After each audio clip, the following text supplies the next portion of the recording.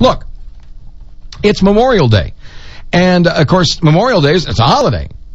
But I'm not going to give you a lecture about, don't forget, that it's a solemn holiday, because you all know that. We have Memorial Day parades everywhere. And so that's not the issue here. The issue is this. You always hear people say he died for his country. It's Joe Schmo there. He's a great American. He died for his country. But, we say that so much that it just falls off of our tongue.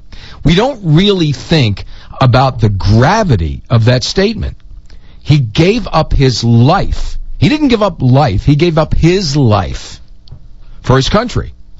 I mean, it's so easy to say it without thinking about what it really means.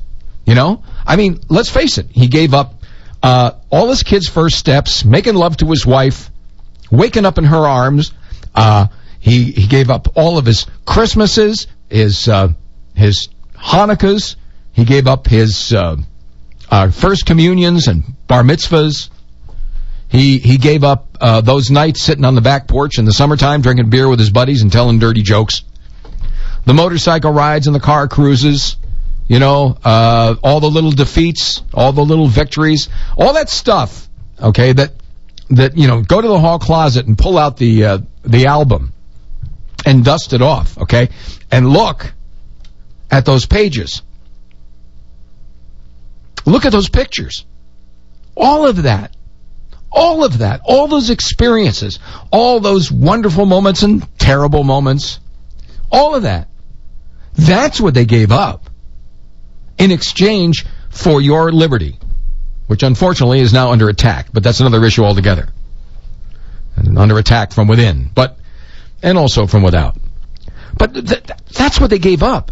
They traded all of those experiences, all of those wonderful moments of their lives. They traded all of that so you could sit there with a hot dog and a hamburger and watching the kids play in the yard.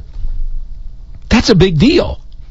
That's a really big deal when you think about it. And, I tell you what, I think if those guys, there's no way we could ever pay them back.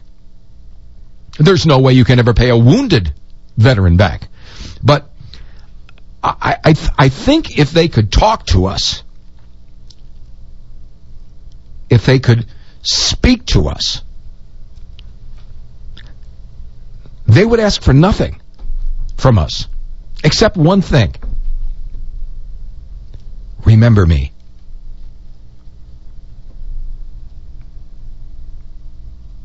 Just remember me. That's all.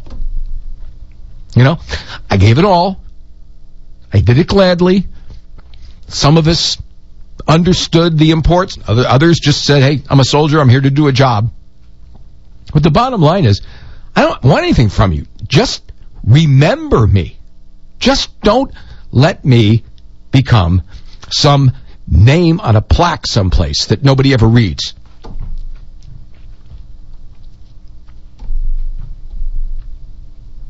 And I was thinking about that over the weekend.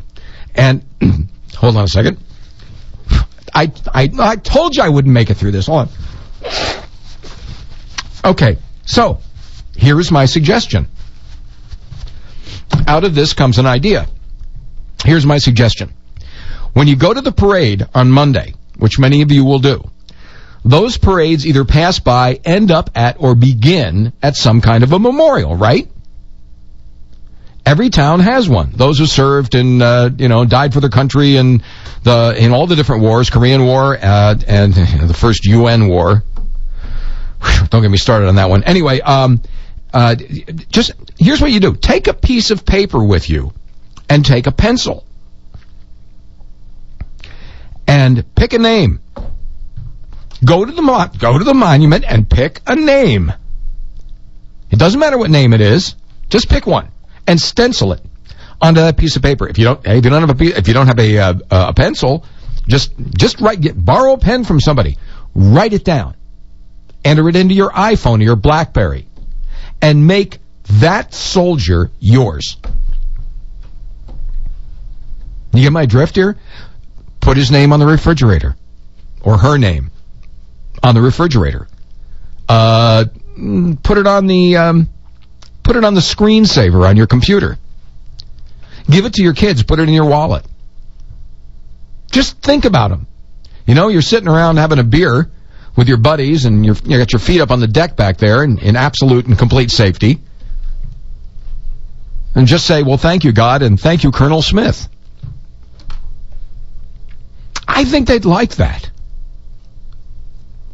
I would think they would appreciate you carrying them in your heart. I'll be right back.